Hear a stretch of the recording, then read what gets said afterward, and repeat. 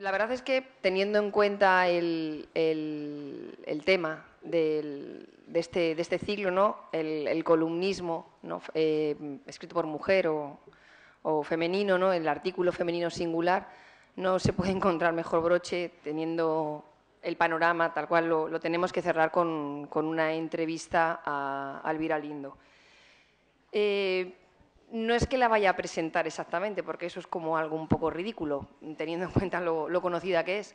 Pero bueno, sí que quisiera dar algunos pequeños datos para ponerla en situación y también para que para que nos sirva quizá como eje para comenzar un poco a las preguntas o que a lo mejor ella empiece a comentarnos algo de manera personal, ¿no? Sí, lo primero que quería es que he dicho esta idea de que no podía ser cerrar este ciclo de mejor manera porque verdaderamente, como ya se ha dicho antes, comenzamos con pioneras como Pardo Bazán, como Colombine, como Magda Donato y sobre todo con Josefina Carabias, y seguramente del panorama del columnismo español actual, quien refleja mejor la evolución de esa tradición en sus columnas sea Elvira Lindo, desde luego una de las que mejor ha sabido renovar, reutilizar temáticas de esas etapas que siguen vigentes, como se ha visto en las mesas anteriores, y narrativamente también seguir explorando en fórmulas y en estilos que ya avanzaron estas pioneras. Sin duda creo que es una heredera de esa curiosidad por saber que mostraban Magda Donato, como por ejemplo antes se ha señalado, lo ha señalado Ana Pastor, de ese espíritu crítico y comprometido, y sobre todo una mirada muy aguda desde la sencillez y la claridad, que es una apuesta fundamental dentro del periodismo.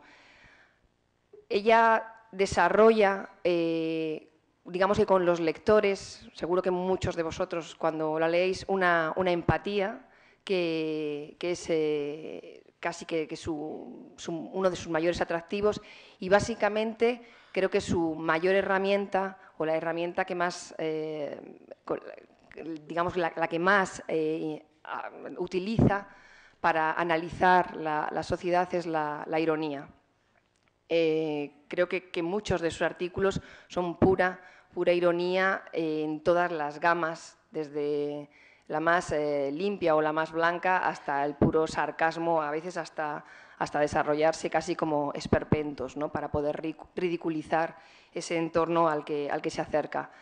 Esto con respecto a su articulismo, que es por lo que está aquí, ¿no? en este foro, pero lo cierto es que por eso la quería comparar con Josefina Carabias. Ella, además de ser escritora, es periodista. O sea, es periodista de radio, de toda la vida. Ha estado en la televisión, la vemos constantemente en los medios. Y digamos que no hay faceta a la que diga que no. Últimamente ya se ha metido incluso en el mundo de la edición y acaba de editar un libro, también como guionista de cine. Bueno, parece que no hay nada que le venga grande y que poco a poco va construyendo narrativa digamos que desde todos los géneros o desde gamas muy distintas. Ella ha rescatado un trocito de una de sus columnas. Antes quería contar una anécdota.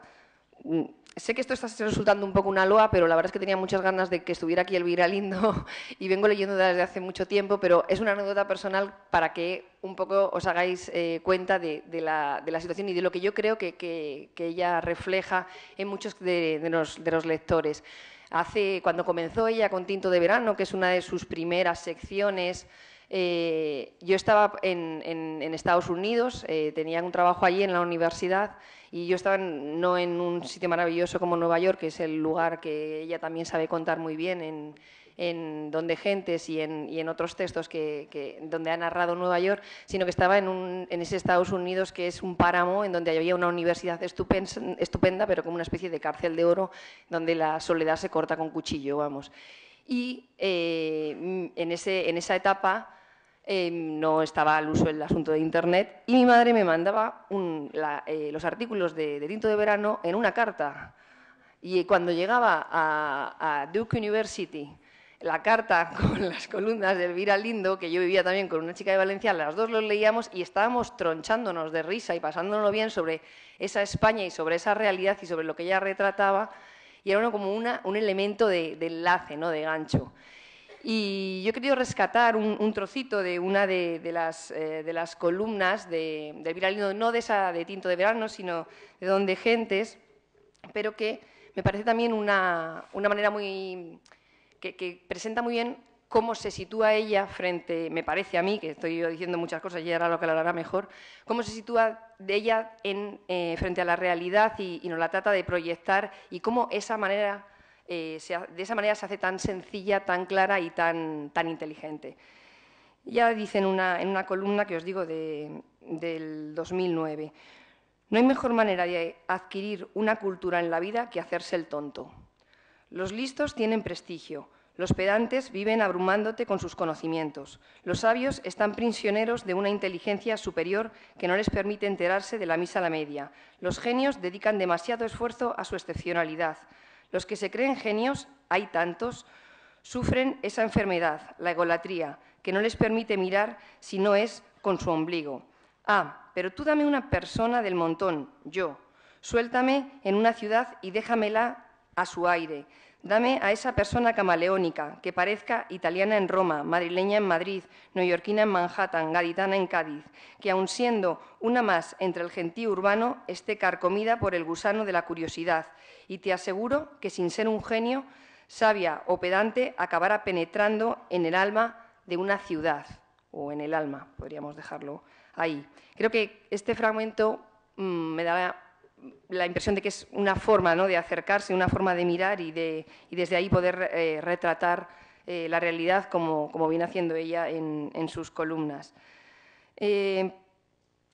Elvira tiene, sin duda, en Donde Gentes, digamos que ha pasado por distintas fases dentro de su articulismo y de su columnismo, y creo que ha pasado de ese lado más humorístico y que también partía de nuestra tradición articulista, ¿no?, que es a crear todo casi un teatrillo de figuras, ¿no?, dentro de un artículo, ¿no?, como era lo que sucedía en Tinto de Verano, y ha pasado a Donde Gentes, paulatinamente, a un tipo de articulismo, podríamos decir, como menos humorístico, más serio, siempre con la ironía de por medio, pero con unas temáticas y una seriedad de fondo en donde ha dejado un poco ese teatro de figuras.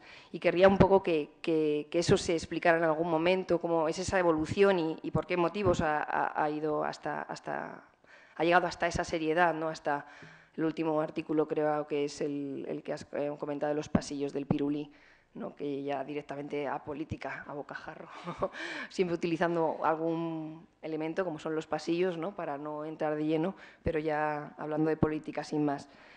Bueno, pues era un poco esta pequeña presentación y simplemente quisiera que entráramos un poco en el diálogo. Aquí está Domi del Postigo, que todos le conocéis, un periodista de acá, también de radio, buen conocedor de la obra de Elvira y que sin duda pues la entrevista pues va a fluir por esos caminos. Si te parece, como has dicho cosas que a mí me resultan muy interesantes, las aprovecho, te las vampirizo, claro, e intento vehicularlas para hacer las preguntas concretas. Perfecto. ¿No? ¿Tú por qué leerías Elvira Lindo? Yo. Sí. Vamos a ver, yo lo que pasa es que siento una aversión a aquellos que hablan en tercera persona. Entonces, si con tu pregunta me obligas a mí a decir, yo leería Elvira Lindo, yo huyo de la página del País en la que aparezco, prefiero no verme en unos títulos de crédito, sé que estoy ahí, sé que tengo que firmar con mi nombre, pero parte de mi gracia creo que consiste en ser una persona, como tú decías, que se mueve por la vida, no siendo un personaje, sino siendo una persona de verdad. Y yo leería a una periodista que escribe como una persona de verdad, no como un personaje. Yo por eso he huido de mi propio estilo muchas veces, porque a mí como he tenido la suerte o la desgracia de que lo que yo escribía se ha hecho en algunos casos popular, pues había gente que me quería siempre de una manera sin que yo cambiara, y había otra gente que me detestaba porque precisamente por lo que hacía, ¿no? Y yo he ido huyendo de mí misma, tratando de mostrar una personalidad que es la mía, que yo creo que es compleja y que no se puede encasillar en el humor, no se puede encasillar, aunque el humor es lo que más me gusta escribir en este mundo, no se puede encasillar en la política, no se puede encasillar en lo juvenil, infantil, no se puede. Entonces yo quiero hacer lo que quiera en cada momento.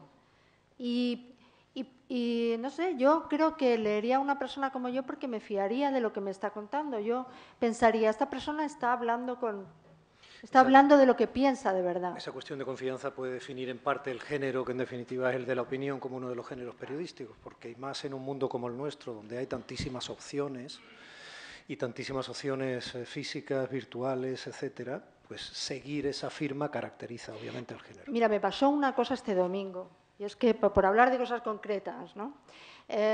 Resulta que ahora parece que vivimos en un país en el que todos tenemos que definirnos por si somos de Podemos o no somos de Podemos. O sea, a mí me cansa mucho España, me cansa muchísimo. Entonces, me pasó que yo escribí un artículo sobre el ambiente que se vive en los pasillos de Televisión Española. ¿Por qué? Porque lo conozco, porque he trabajado en la radio y televisión pública, porque conozco mucha gente allí y porque sé cómo está la gente desde hace tiempo, ¿no? Entonces, había gente que juzgaba mi artículo por si yo, como simpatizante de ese partido, o sea, por cosas que yo no había escrito. Entonces, es muy curioso, porque ahora, cuando se escribe en los periódicos, sabes que parte de lo que escribes va a ser entendido de otra manera, porque la gente lee lo que quiere leer, no lo que tú has escrito. Decía María, ¿en qué momento esa refrescante e idiosincrásica columna del tinto de verano, digo yo, se convierte en este vino duro de invierno, comprometido, para muchos necesarios, para otros provocador? Bueno, es que lo de tinto de verano fueron 5 veranos. Ya, pero caló, mira María. No, sí. O sea, te quiero decir que fueron cinco veranos que yo me dediqué a hacer pura comedia en el periódico. Y se dio por una circunstancia. Yo, la verdad, me llamaron del País y me dijeron si quería hacer un diario como Manolito. Y yo dije, no, y además me deprime que me pidáis eso porque eso ya escribiré yo otro libro, pero no me podéis pedir eso solamente. Y entonces me dijeron, pues haz lo que quieras. Y entonces pues yo dije, a los pocos días me dijeron, ¿tienes alguna idea? Digo, sí, ya lo tengo todo estudiado, lo tengo. Y no tenía nada, no tenía ninguna idea. Y además estaba en un sitio muy aburrido, en un pueblo de Madrid, muy de gente hosca, de la Sierra de Madrid. Y entonces pues decidí hacer una comedia con los pocos elementos que tenía. Que eso es muy bueno para la comedia. Para la comedia es perfecto tener pocas cosas que contar, porque entonces todo surge del sainete de la vida sencilla, ¿no?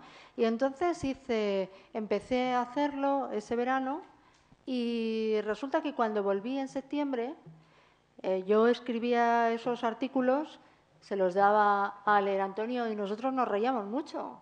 O sea, veíamos ahí como una caricatura de una pareja, escritores, etcétera.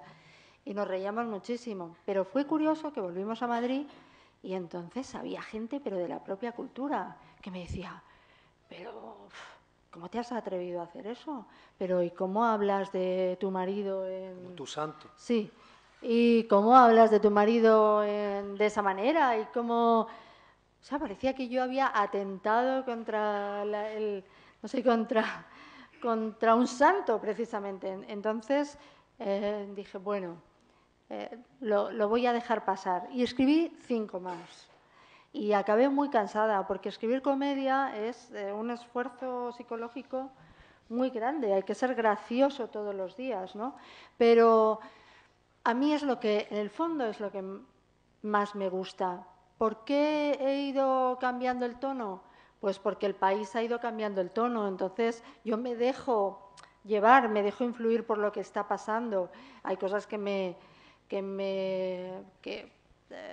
influyen y que me cabrean, como a todo el mundo, y entonces, pues, al fin y al cabo, el columnista yo creo que tiene que dejarse empapar y llevar por eso que flota en la calle, que ahora se llama significante flotante, pero es por el ambiente que hay, ¿no? Y en ese sentido creo que yo soy muy camaleónica y que soy una persona empática y que me dejo, tal vez un poco como me define Antonio, prisionera de mi simpatía, y entonces me dejo llevar por el ambiente. El ambiente ahora es el que es, y aún así, cuando yo doy la imagen de ser una persona cercana, entonces todo el mundo me da opiniones de lo que yo escribo, a veces más de las que yo pido. Yo no quiero que me den tantas, a otros columnistas no les dan tantas opiniones, me parece, pero a mí me escribe mucha gente. Y entonces hay gente que dice, no, ahora es cuando estás escribiendo bien. Hay otra gente que me dice, no, a mí me gustaba cuando tenías más humor. Hay otra gente que me dice, digo, pero si es que voy a hacer lo que me dé la gana. O sea, voy a hacer lo que quiera en cualquier momento, mientras tenga una página en la que pueda expresarme, ¿no? Pero lo que nunca, yo creo que no, el humor no lo he perdido porque forma parte de mi, aunque no quiera, forma parte de mi personalidad. Tú vas a hacer lo que te dé la gana si te deja el periódico. A mí jamás me ha llamado el periódico para decirme lo que tenía o no tenía que decir. Ahora hay una... Mira, el otro día me decía David Trueba, hace 2 o 3 meses, y tenía razón, dice, es que cuando nosotros empezamos a colaborar con El País, aunque yo llevo más tiempo, dice, estaba de moda trabajar en El País y ahora ya no está de moda, ¿no?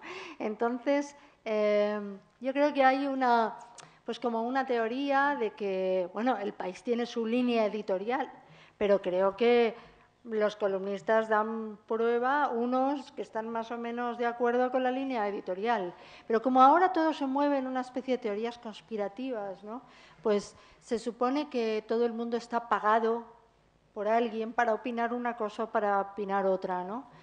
Entonces ya te digo que el artículo de ayer me sorprendió por gente que me escribió y me escribió un tipo que fue famoso hace años, no voy a decir quién, y me dice, bien, hoy el de hoy ha estado bien, aunque dentro de poco tu periódico te pedirá un articulito contra Podemos. Yo digo, pero a mí mi periódico no me ha pedido, o sea, me ha pedido colaboraciones, cosas, pero jamás ha dirigido mi pensamiento, y te aseguro que hay veces que yo no he estado de acuerdo con la línea editorial del periódico. Dándole una vueltecilla a Internet, estuve mirando, aunque yo siempre, para definir algo, como todos nosotros estamos obligados a hacer, lo que recomendamos es una definición etimológica o de alguna voz, etcétera, pues usar la RAE. Y si no, obviamente ir a la fuente académica correspondiente o empírica correspondiente que sea solvente. Pero hay uno de esos portales que son muy utilizados, como el Rincón del Vago, lo que sea, hay uno que se llama Definición de, son miles, mucha gente joven, en definición de la columna periodística. Te sonríes. ¿Te has acordado otro tinto de verano? Fíjate, es que me parece muy preocupante. Y si algunos medios utilizan este espacio, la columna, como género, para fijar su posición ante la realidad y exhibir su pensamiento y tendencia política. Bueno, hoy en día este es el tipo de columna periodística más común. La mayoría de los medios de comunicación pertenecen a grandes corporaciones que tienen una línea ideológica firme. Bueno, en este tipo de columnas, o bien los escritores pertenecen a la misma ideología de la corporación, o bien dejan a un lado sus propias ideas para servir al pensamiento de dicha empresa. Definición de... Bueno, yo te diré una cosa. Yo creo que... Yo escribo en el periódico El País, ¿y qué pasaría si no escribiera en el periódico El País? Pues imagínate que me contratara el ABC, ¿no? Pues yo escribiría mis columnas en el ABC. Quiero decir que las personas trabajamos o escribimos allí, igual que tú, trabajas o presentas programas allí donde puedes ganarte la vida. Lo que ocurre es verdad que los lectores, los oyentes, los telespectadores, los hemos maleducado tanto desde una posición partidista que ahora a nosotros también nos resulta difícil. Si yo escribiera en el ABC, los propios lectores protestarían por las cosas que yo escribiera. Es decir, que el periódico tendría un problema por tenerme a mí. Entonces, yo creo que todos, es un problema democrático, creo que todos nos hemos maleducado durante todos estos años. Y es un problema de todo el mundo. No creo que haya que buscar culpables, ¿no? Quería hacerte una pregunta. ¿El hecho de ser mujer ha condicionado qué temas has tenido que tratar? O, por ejemplo, antes cuando hablabas de esa situación de que Tinto de Verano había dejado, o sea, que como que si tú contaras tu intimidad y que por eso se te había atacado y que desde ahí, pues, bueno, derivaste en otras realidades, eso es muy del mundo de blog ahora mismo, o sea, eso es mundo digital total, hay muchísimas. No sé si eso afecta más por el hecho de que seas mujer o no. De hecho, esa inclinación hacia el humor es como tú sabes, una tradición femenina, y yo creo que eso es una manera de poder, de poder decir las cosas, ¿no? Tú has hablado, a mí me gustaba mucho Josefina Carabias, ¿eh? Y siempre era una persona bien humorada, ¿no? Cuando escribía, pero también me gustaba Dorothy Parker, por ejemplo, y yo entiendo su humor perfectamente, y es el tipo de humor que yo escribí en el periódico El País, ¿no? Me acuerdo que una profesora, una catedrática de la universidad, me parece que de Sociología, de Madrid, no sé, de la Carlos III, hizo un estudio sobre mí en el que demostraba que yo tenía todas las cosas en contra para haber continuado en este oficio. Porque, aparte del hecho de ser mujer, haber escrito humor, haber escrito libros para niños, estar casada con un escritor conocido. O sea, ella había hecho como 10 puntos que se volvían en mi contra. Y yo me quedé abrumada porque dije, Dios mío, ¿cómo he podido sobrevivir yo a esto? Y es verdad, muchas cosas, cambiar de género es otra de las cosas que no se te perdona, ¿no? Yo sé que hay determinados hombres que prefieren que tú estés en el terreno del humor, porque es como decir, las chicas que nos hagan reír, ¿no? O sea, que sean cachondas, que nos hagan reír, que sean frívolas, y ahí no sabemos lo que piensan sobre ciertas cosas, las mantenemos así, ¿no? Entonces, yo no sé, ha llegado un momento que de verdad que pienso que yo me siento a la hora de escribir más libre que nunca, aunque sé que es la época en la que se sospecha más que respondes a algo oscuro que tienes detrás. Hay gente que considera, porque todo se ve desde un prisma político, ¿no? Y muchas veces a mí me gustaría que alguien me dijera, me ha gustado tu columna, aunque no hay cosas que no pienso como tú, pero me ha gustado. O sea, es como, dices, mírala desde ese punto de vista, o sea, si no tenemos que pensar de la misma manera, pero no es esa ahora mismo la forma de leer del lector. Vale, no puedo eludir la vinculación que tienes con Antonio Muñoz Molina, creo que incluso estás casada con él a tiempo completo. Eso quiere decir... O sea, que no soy compañera, no soy... Antonio dice la esposa. Oye, pues eso. Bueno, pues eso, pues la esposa. No puedo evitar, es que hace muy poco he visto en una televisión pública, ni más ni menos que como la Nacional, pues a veces etiquetar, a pesar de que no tengamos que hablar de Podemos, pero etiquetar, por ejemplo, a Tania Sánchez Melero como la novia de Pablo Iglesias y cosas de este tipo, ¿no? ¿Ha habido alguna anécdota que sea parecida en tu vida y tienes algo que decir sobre eso? Fíjate que yo... Pues al revés, ponen Antonio Muñoz Molina, ponen no, novio yo de... creo que somos dos personas que, no sé, que llevamos nuestro trabajo. No sé, es raro que a mí me presenten como la mujer de Antonio Muñoz Molina. Eso pasa a veces en Estados Unidos, donde no nos conoce nadie. Y entonces, pues, en algún sitio me han puesto Miss Muñoz Molina, pero no, aquí en España yo no me siento... Sí que siento que hay gente que dice, bueno, este es como el escritor serio y, ¿sabes? Y su mujer es más frívola y todo esto. Yo voy a decir una cosa que va a sonar fatal, pero voy a decir. Soy una mujer que le gusta a los hombres inteligentes. Yo no gusto a los chisgarabís, ¿sabes? Entonces cuando veo que alguien me trata mal o que me hace de menos o que me trata de forma condescendiente, pues con pensar que es un idiota, ¿sabes? Y eso me está sirviendo mucho en la vida. Porque hay muchas personas condescendientes que si escribes humor piensan, te hacen de menos, o que, ¿sabes? O que si has escrito para niños o tal. Pero dices, pero oye, pero si yo he enseñado a leer a 2 millones o 3 millones de niños españoles, ¿a mí qué me vas a contar? Hablando un poco... Me estoy haciendo un poco punky ahora. Me doy cuenta de que estoy, ¿sabes? Sí, se te nota, sí. Con los años a veces uno se puede hacer más punky, que cuando eres más joven da como más miedo hacerse punky, a no ser que se venga de fábrica así, ¿no? Pero mira, lo que has dicho es perfecto, menos con los años. Bueno, yo lo he dicho por mí, no lo he dicho por ti. No, es que esa es una cosa que yo, que estoy muy contenta, efectivamente, de haber introducido la lectura a tantos niños españoles, pues es que los veo tan mayores que digo, pero ¿cómo es posible? Claro, a veces me parecen mayores que yo. Los niños de entonces se están haciendo muy mayores. Entonces, cuando dicen, no, va un tío Me acuerdo que fui a Utrecht y un profesor, que ya se ha hecho catedrático, dije, yo que aprendí a leer, dije, claro, yo me quedé y dice, yo que aprendí, me hice doctor con los libros de Manolito. Claro, y dije, pero ¿cuántos años tienes tú? Y me dijo, no, yo digo, Dios mío, pero esto es muy deprimente, no puedes empezar por ahí porque parece que me convierto en una especie de madre o algo así, ¿no? Te quería preguntar un poco por ahora que has dicho lo de las lecturas, antes hemos citado a Carabias, has citado a Dorothy Parker, no sé, ¿cuáles han sido un poco puntos de referencia en tu trayectoria como narradora en un sentido más amplio? Es que no solamente mujeres, claro, porque, por ejemplo, es que decir Julio Camba es como decir algo muy obvio, ¿no? Pero lo es por su manejo del humor, por esta cosa que a mí me persigue como, ¿sabes? Como un estigma, la sencillez, ¿no?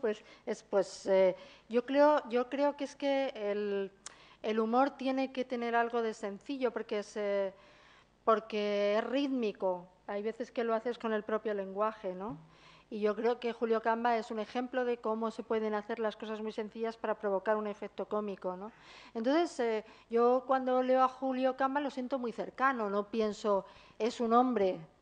Sí que es verdad que, o sea, hay veces que en la vida he tenido más amigos hombres por haber compartido un cierto sentido del humor, ¿no? No me gusta, hay un tipo de humor femenino que no me gusta, que es el humor un poco, o sea, este tipo de humor a veces procaz de las mujeres que siempre me da la sensación de que es como la mujer acabada que ya hace un humor procaz, como sexual y todo esto. Me da la sensación, me entristece ese humor, ¿no? A mí me gusta el humor de quien está en la onda, de quien está en la vida, no del que está de vuelta de todo. Pero claro, entiendo que muchas veces las mujeres tiran de ese tipo de humor para parecer más atrevidas, etcétera. A mí no me hace falta. Hablábamos de extensión antes, la columna evidentemente hablábamos de caracteres, en la mesa anterior se ha hablado mucho de quién tiene un tranco más largo, quién necesita, bueno, pues menos, decía Ana Pastor, que ya frases cortasonadas, etcétera, ¿no? ¿Cómo te desenvuelves tú en la columna? ¿Qué necesitas? A mí me gusta escribir más una columna más larga, pero de todas formas yo soy una persona amoldable al espacio. ¿Por qué? Pues porque he trabajado en la radio, porque sé lo que es el tiempo, sé lo que es el espacio, y en eso creo que soy muy disciplinada. Me dan esto, me quitan 50 palabras, pues tengo 50 palabras menos y tal. Sí que es verdad que con el tiempo tienes el espacio en tu cabeza y entonces escribes y ya parece que sabes exactamente en cuánto tiempo tienes que expresar lo que quieres, ¿no? La columna esta del País, a la que le fueron quitando palabras y palabras, ya se quedó como en 310, era una pesadilla porque era complicado expresar algún pensamiento en tan poco espacio. Aún así yo lo hacía, pero lo dejé, no me llenaba nada. Y con esa tendencia que te gusta escribir con más extensión, con la necesidad de ritmo que muchas de las personas... Con frases cortas. Pues muchas de las personas que están aquí hiperestimuladas, cómo se lleva eso contra los 144 caracteres que algunos utilizan ya de manera habitual en sus propias vidas, ¿no? No se pueden desayunar sin los 144 caracteres como dosis. Bueno, yo las frases cortas, yo creo que cada uno tiene, al margen de lo que me hablas del Twitter, que es otra cosa, ¿no? Pero yo creo que cada uno el Twitter tiene... como metáfora un poco, ¿no? No, De la hiperestimulación en todos los sentidos. yo creo que cada uno tiene una sintaxis, al menos mi generación, que es anterior a toda esta avalancha, ¿no? Pero tiene una sintaxis en el corazón, ya casi, más que la cabeza. Y tú no puedes ir en contra de esa sintaxis. Es decir, que yo no solamente escribo yo en mi casa, sino que convivo con una persona que escribe y que tiene una sintaxis de fraseado muy largo. Y él se lo quiere corregir.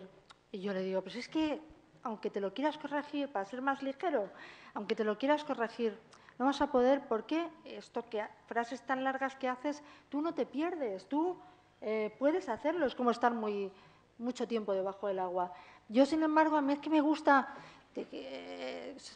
soy más impaciente, es como si yo escribiera, yo escribo pendiente del ritmo y quiero escribir pa, ¿sabes? Y entonces eso no lo puedo cambiar, va con mi carácter. No lo hago influida por los caracteres del Twitter y todo eso, que es algo que no me creo que no me Manolito influye. Gafotas debe tener ya una edad. ¿Tú crees que leerá las columnas del Viralindo? Sí, sí. No lo sé, porque habrá algún día que escriba un libro en el que él es mayor, ya lo veré. Pero sí, sí, sí. Bueno, hay muchos, ya te digo que hay muchos estudiantes o licenciados ya, desde luego, ya te digo, catedráticos, pero hay muchos estudiantes que llaman, hace poco escribí una columna que hablaba de una tal Jennifer López que me hizo una entrevista y hubo gran cachondeo en la SER porque me iba a hacer una entrevista a Jennifer López, ¿no? Y claro, cuando en la universidad les dicen tenéis que hacer una entrevista a alguien, muchos alumnos piensan en mí, porque es normal, he formado parte de sus vidas, ¿no? La columna, yo por mi parte casi acabo ya, María, la columna que hizo hace un par de semanas el Viralindo, que publicó en El País, se llamaba Agresores y Agredidos, creo recordar, hablo de memoria. Agresores y agresores. Agresores y agresores. Era una columna, bueno, especialmente feroz, valiente, muy aguerrida, y una columna que podría haber firmado lo mismo Elvira Lindo que Arturo Lindo, quiero decir, en este sentido. No creo que pero probablemente sí tenga diferencia en que una columna que habla del mundo del juliganismo en el fútbol, de la violencia, de manera tan descarnada y metiendo el dedo en la llaga sin aparentemente importarle que eso genere pues violencia en contra, porque la verdad es que yo leí la columna, estuve por decirte algo, decir, chiquilla, pero cuídate fíjate, un poquito, mujer, quería decir. Pero fíjate que yo esto lo hago de manera, pues a lo mejor irresponsable, porque yo no pensé que la columna era especialmente valiente. Lo que pasa es que me lo dijeron varias personas, Sí lo era, porque sí lo era. hablaba del fútbol, que parece una cosa sagrada. Pero de verdad que es una sorpresa el descubrir cuando tú piensas que haces una columna, tú dices, yo he hecho una columna para descansar este fin de semana. Estar con esta no se va a enfadar nadie. Y siempre se enfada alguien por donde menos lo esperas. No, te quedaste descansando, que no te libras de eso nunca. Yo hice una, y ya no te digo las que te metes en cuestiones de sociología, porque parece que las políticas son las que más agresividad despiertan. Pero yo hice una columna que es por la que más insultos he recibido, aunque luego la gente no lo sabe. Hice una columna sobre las madres obsesivas que hay ahora, que poco tienen que ver con las de mi generación, que éramos madres así, pues, no sé cómo decirte, como podíamos, ¿no? Y entonces hice esta cosa de las madres, de la leche a demanda, del el encimonismo de dormir con los niños y no traumatizarlos y no sé qué, que es como una especie de religión, como todo en esta son como nacionalismos de cosas, ¿no? Es el nacionalismo de la maternidad. Y hice yo lo veía mucho en Estados Unidos eso. Y hay cosas que yo he observado en Estados Unidos y yo decía, tonta de mí, decía, bueno, esto a mi país no va a llegar, porque mi país la gente es como más, ¿sabes? Yo pensaba más racional, más... Y las cosas iban llegando, como los reality shows, como un montón de cosas que jamás, que yo las empecé a ver hace 20 años, jamás pensé que llevaran aquí, ¿no? Y tú no sabes la cantidad de asociaciones de madres, porque hay muchas, de madres obsesionadas con sus hijos, ¿no? Que tan amantes de sus hijos y que querían matarme. O sea, que es un mal ejemplo para una madre también, ¿no? Y lo agresivas que eran, ¿no? Me acuerdo que otra vez hice una columna cómica sobre la monarquía, sobre el príncipe, cuando era príncipe, Felipe, y dije, yo no tendría nunca este oficio. Digo, llegas hecho polvo a los sitios, a mí no me gusta los vuelos transoceánicos, y encima llegas y tienes ahí a un grupo de gaiteros o de dulzaineros esperándote y tienes que escucharlo y poner no sé qué. Bueno, pues hay muchas asociaciones de dulzainas en España que me escribieron, me amenazaron, no sé qué. Entonces, o sea, yo te digo que a lo mejor en el artículo que escribí esta semana de los pasillos del Pirulí, como todo es política y tal, bueno, pero como te metas en cuestiones del orgullo personal de la gente, te puedes meter en un lío impresionante, pero bueno, hay que hacer humor con todo, tampoco hay que arredrarse, ¿no? Tú estás hoy locuaz, ¿no? Pues no me he tomado nada. soy así. Pues soy así de natural. Vamos a aprovechar nuestra locuacidad. Me gustaría abrir al público, ¿no?, para que hicierais preguntas. Muy bien. Cuando leí el libro cuando era más o menos chiquitito, veí que era un libro así divertido, hecho para niños y chicos. Pero cuando he crecido he visto esa inocencia y picardía, y me gustaría preguntarte respecto a eso, que ahora en estos tiempos tan difíciles de crisis y todo, que dice que tenemos que reírnos más, que nunca perdamos la sonrisa, ¿crees que también nos hace falta esa inocencia y picardía que de alguna manera estamos perdiendo con todo lo que está pasando en este país? Muchas gracias.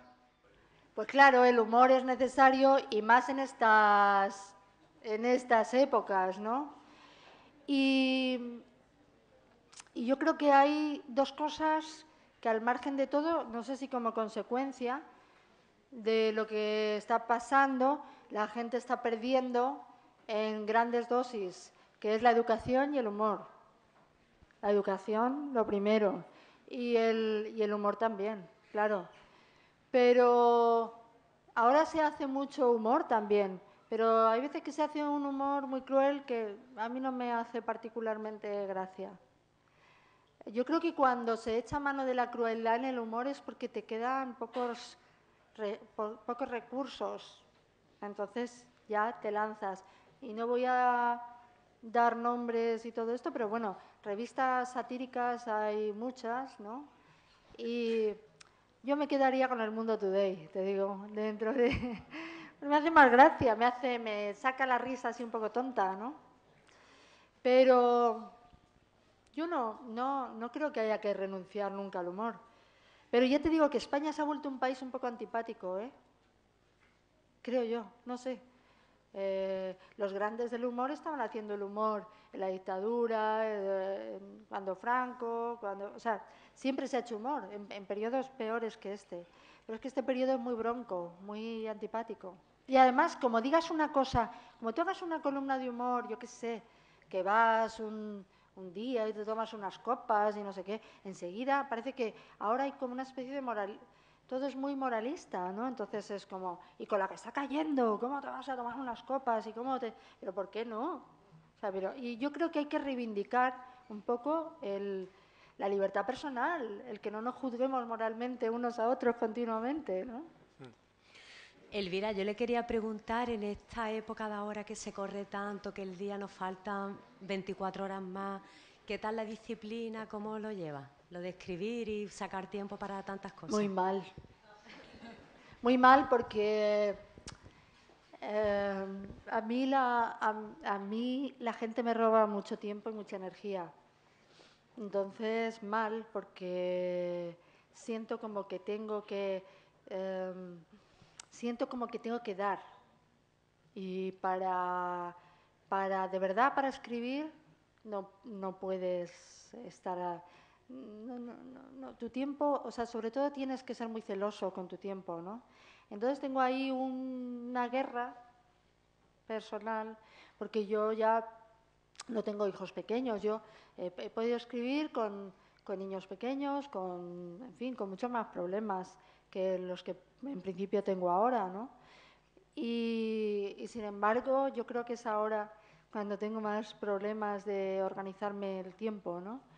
Y es porque te reclaman en muchos sitios, te piden muchas, o sea, que des una charla, que vayas aquí, que vayas a un instituto, que vayas a una biblioteca pública, etcétera. Y como las cosas están como están, tienes una especie de inclinación al servicio público, ¿sabes?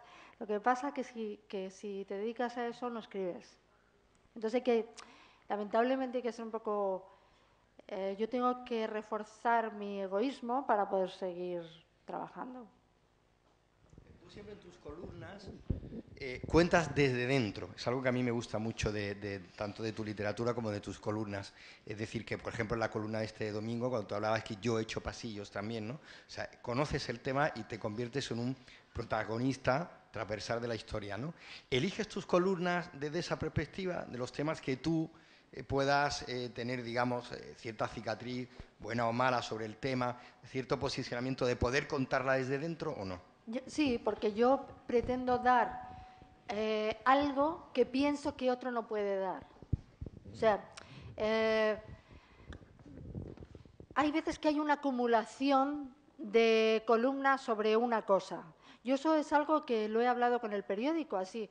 No tienen muchas reuniones con los colaboradores, son muy escasas. Para mí, demasiado escasas. O sea, que la gente piensa que estás muy dirigido, todo eso, pero mi relación es casi con un fantasma. Mando los artículos y ya está. Pero de vez en cuando hay una reunión.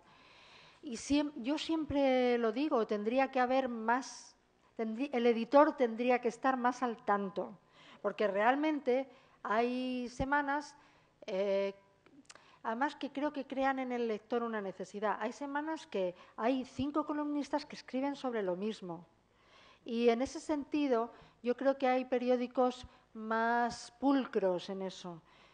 Yo me acuerdo haber leído en el New York Times precisamente una carta del editor en el que hablaba, el que se encargaba de las colaboraciones, en el que hablaba de cada cuánto quedaba, es que lo explicaba, cada cuánto quedaba con los columnistas y hablaban de, pues tú estás escribiendo sobre esto, pero es mejor, o sea, pero tal vez te has repetido, cosas normales que a uno le gustaría saber, ¿no? Y por ejemplo, decía que tuvo que frenar cuando mataron en este colegio, cuando entró aquel casi adolescente que mató en Connecticut no sé si os acordáis, a un montón de niños de 5 o 6 años. No, muy reciente.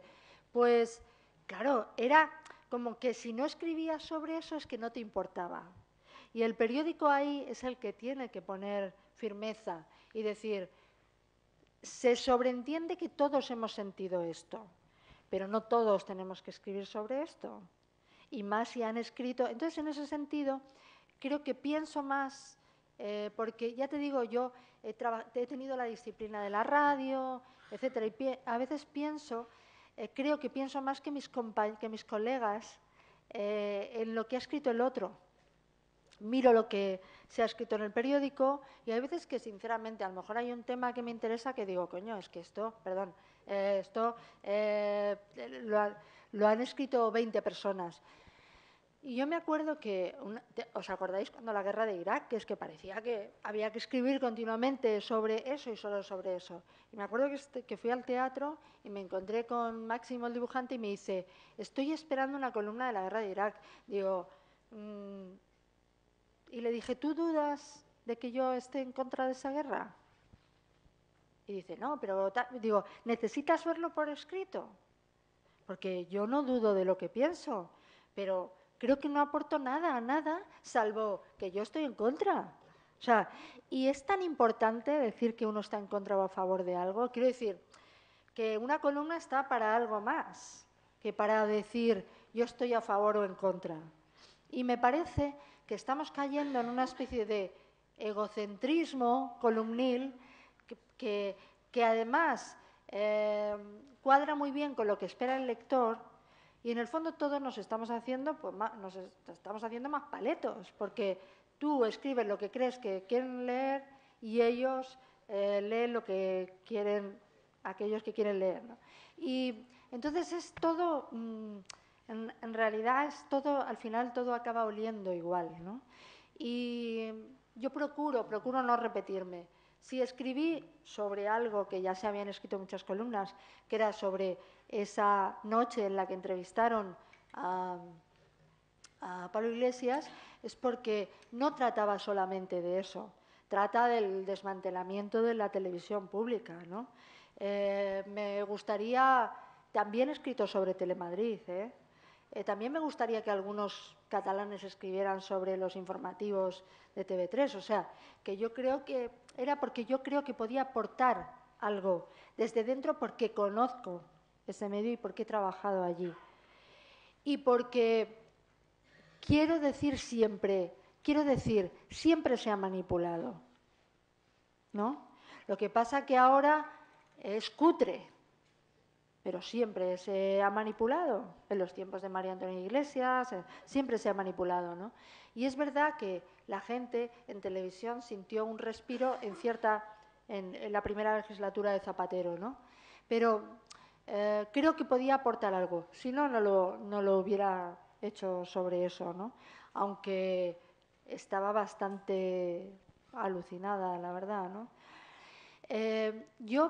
Hablabas de referentes, a mí me ha enseñado mucho el leer, creo que he aprendido mucho el periodismo anglosajón, en ese sentido un poco de humildad, en lo tú tienes que escribir con un poco de humildad, ¿no?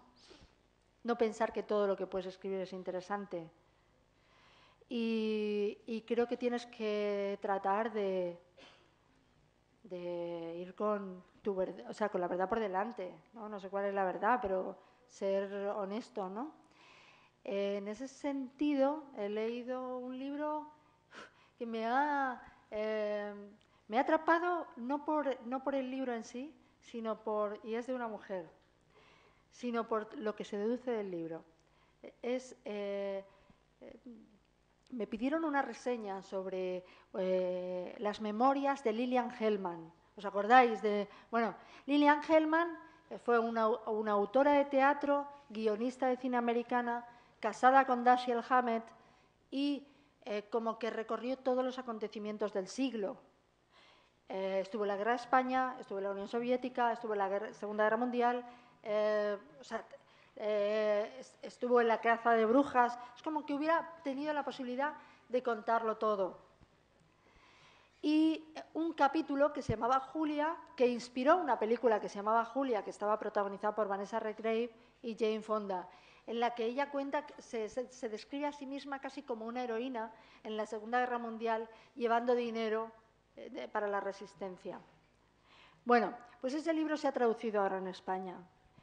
Al editor no se le ha ocurrido hacer un prólogo, lo ha hecho Ángeles González Inde, pero no ha contado esto que os voy a contar yo ahora, que es lo fundamental. Todo lo que hay en esas memorias está en entredicho en su país. Lo que pasa que, de alguna manera, como esta señora tenía ese halo de haber pertenecido a la progresía americana, pues ha continuado ahí, pero todo está en entredicho. Todas las aventuras que cuenta, todo ese capítulo en el que ella se convirtió en heroína de la resistencia, todo, o sea, pero yo no lo sabía. Yo empecé a leer el libro y como ya tienes oído para escuchar lo que cuenta la gente, yo estaba contado, claro, en primera persona, son unas memorias, y empecé a leer desde su niñez en Nueva Orleans, empiezo a leerlo y yo digo, pero esto es un camelo, pero esto, yo no me creo a esta persona. Empiezo a leerlo, ya llego a la Segunda Guerra Mundial, ya llego, y le digo a Antonio, pero ¿qué historia se está inventando? Esto es mentira. Y me dijo él, mira en internet Dice, porque yo he leído muchas cosas sobre la falsedad de lo que cuenta esta mujer, ¿no? Entonces empecé a leer y es una cosa apasionante. Pero si publicas ese libro en España, tienes que advertir al lector que a lo mejor parte de lo que está leyendo es mentira. En ese aspecto, en Estados Unidos, creo, o en Inglaterra, creo que aparte de los periódicos amarillistas o muy claramente como la Fox News o algo así, creo que sí que hay como más reglas en el sentido, lo que voy a contar tiene que ser, ¿sabes? Luego ya yo tengo mi tendencia, pero lo que voy a contar tiene que ser de alguna manera cierto, no me lo puedo inventar. Entonces, yo escribo esto de los pasillos del Pirulí porque yo cojo el teléfono y llamo a gente que está en el pasillo. Y digo, ¿cómo lo estáis viviendo? ¿Cómo es esto? ¿Qué es lo que estáis comentando? ¿Cómo os sentís? Y luego, claro, no pongo nada para no comprometer a nadie, pero lo sé. Lo que no hago es para llevar el asco a mi sardina o para comprometerme con una determinada ideología, etcétera. Lo que no hago es inventarme chismes ni tonterías. Y de eso está lleno el periodismo español, ¿no? Y en ese sentido, yo creo que muchos nos sentimos un poco vulnerables, porque de cualquiera pueden decir cualquier cosa, ¿sabes? Entonces, yo creo que, sobre todo lo que me pareció en el espectáculo aquel de la noche de Pablo Iglesias, lo que me pareció es, pero ¿cómo tú le puedes preguntar algo a este señor? O sea, es que el que pregunta también tiene que tener alguna credibilidad. Y la televisión pública tiene que estar llena de gente que te creas, o si no. Ha sido un placer estar estos 3 lunes con vosotros y a ver si se puede repetir.